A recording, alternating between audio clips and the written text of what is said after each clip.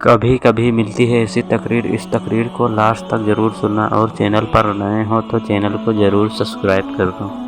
اور ایک فلسفہ میں آپ کو بتاؤں، قرآن پڑھنے سے گارنٹی ہے جو قرآن پڑھے گا اس کے دل کو سکون ملے گا۔ یہ خاص بات ہے، قرآن دل کے سکون کا ذریعہ ہے۔ قرآن سکون عطا، آج لوگ کہتے ہیں سب کچھ ہے سکون نہیں ہے، تو ہم سب کر رہے قرآن نہیں پڑھ رہے۔ اب قرآن پڑھنے سے سکون کیوں ملتا ہے؟ بہت اچھی ایک بہت بڑے صوفی بزرگ نے ایک مثال کے ذریعے سے قرآن کے فلسفہ سکون کو سمجھایا ہے۔ دیکھو، آپ ممبئی میں رہتے ہیں یا بہت سارے لوگ بہار کے، بنگال کے، یو پی کے ممبئی رہتے ہیں، یا ہندوستان کے بہت سارے لوگ دبئی رہتے ہیں، افریقہ رہتے ہیں، سعودی رہتے ہیں، برطانیہ، جہاں بھی رہتے ہیں۔ مطلب یہ ہے کہ جب انسان اپنا وطن چھوڑتا ہے اور وطن چھوڑ کر پردیس جاتا ہے، اپنے دیش سے پردیس جاتا ہے، تو آج تو موبائل کا دور ہے، بڑی ترقی کا دور ہے، واٹس ایپ ہے، فیس بک ہے، سب کچھ ہے۔ ایک زمانہ تھا جب لوگ وطن سے دور جاتے تھے، جیسے حج کے لیے، حج کے قافلے جا رہے ہیں، حاجی لوگ جب حج کے لیے جاتے تھے تو 6 مہینہ وہاں ان کا قیام رہتا تھا، سال بھر قیام رہتا تھا، تو وہ لوگوں کو چٹھیاں لکھتے تھے، اور ان کے گھر کے لوگ بھی ان کو خطوط اور چٹھیاں لکھتے تھے۔ آپ کو معلوم ہونا چاہیے، آپ اگر دادا آپ کی حیات ہو، آپ کے ابا جی اگر بڑی عمر کی ہو، تو آپ ان سے پوچھنا کہ جب وطن کی چٹھی پردیس میں پہنچتی تھی تو آدمی بیٹوں سے دور، بیٹیوں سے دور، ماں سے دور، بیوی سے دور، تو اس کو وہ چٹھی دیکھ کر ایسا لگتا تھا کہ جیسے میرے بیٹے ہی میرے پاس آ گئے، ان کی چٹھی کیا آئی، ان کا خط کیا آیا، وہی میرے پاس آ گئے۔ اور وہ اس کو چومتے تھے، سر پہ رکھتے تھے، آنکھوں سے لگاتے تھے، پڑھتے تھے، بار بار پڑھتے تھے، پڑھ کے روتے تھے۔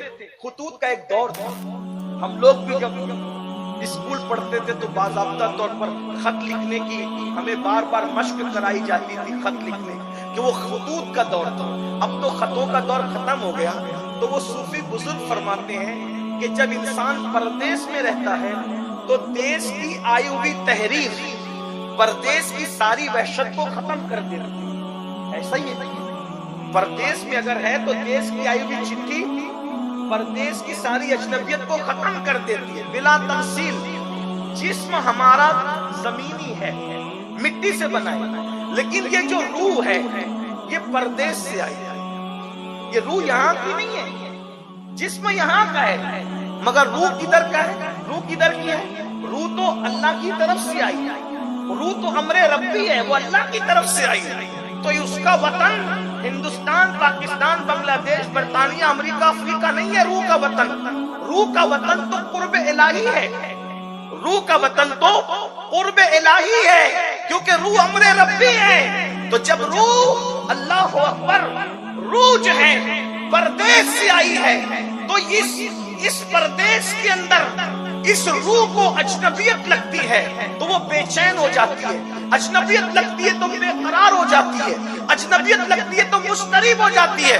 جسم کو اچھا لگتا ہے مال دیکھ کر، جسم کو اچھا لگتا ہے کھانا دیکھ کر، جسم کو اچھا لگتا ہے نئے کپڑے دیکھ کر، مگر روح کا سکون نہ مال میں ہے، نہ منال میں ہے، نہ آل میں ہے، نہ مکانات میں ہے، اس لیے کہ یہ تو قرب الہی سے آئی ہے، یہ امر ربی ہے۔ یہ روح ہمیشہ بے چین اور بے قرار رہتی ہے، تو قدرت نے اس روح کے وطن سے گویا کہ قرآن کو بھیجا کہ جب جب تجھے تیرے وطن کی یاد آئے تو تو اس وطن کی چٹھی کو پڑھ لیا کر، اس وطن کے پیغام کو پڑھ لیا کرنا، وطن کے خط کو پڑھ لیا کرنا۔ تو جب اس پردیس کے اندر روح کو قرآن پڑھنا نصیب ہوتا ہے تو اللہ اکبر، اسی طرح جیسے پردیس میں دیش کی چٹھی آنے پر انسان کی وحشتیں دور ہو جاتی ہے، بچے نہیں، بچوں کی چٹھی بچوں کے قائم مقام ہو جاتی ہے، بلا تمثیل، ہزار بار بلا تمثیل، ملانے کو نہیں صرف سمجھانے کو۔